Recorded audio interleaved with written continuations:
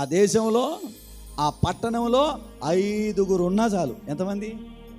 చెప్పండి, ఎంతమంది? నేటికి సాక్ష్యాలు. బైబుల్ అనేటటువంటిది నిజం అనడానికి నేటికి సాక్ష్యాలు బూడిదైపోయాయి ఆ సిటీస్. సొదొమ గొమొర్రా పట్టణాలు ఈ రోజు కూడా సాక్ష్యంగా నిలబడ్డ. ఎవరు కాదనడానికి లేదు బైబుల్ని, ఎవరు ప్రక్కన పెట్టడానికి లేదు బైబుల్ని. ప్రతిది కూడా నేటికి సజీవ సాక్ష్యాలుగా ఉన్నాయి. సొదొమ గొమొర్రా పట్టణాలు, ఆ దేశం, ఆ పట్టణాలు పాడైపోవడానికి కారణం ఏంటి? అక్కడ ఎవరు లేరు? చెప్పండి, ఎవరు లేరు? ఆ దేశంలో ప్రార్థనా పరుడు లేడు.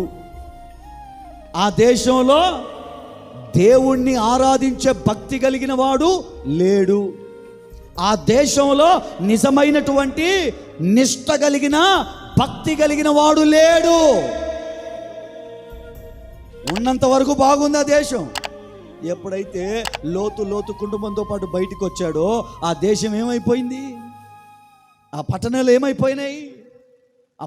ఏమైపోయాయి? దేవుని ఉగ్రతకు కాలి బూడిదైపోయాయి.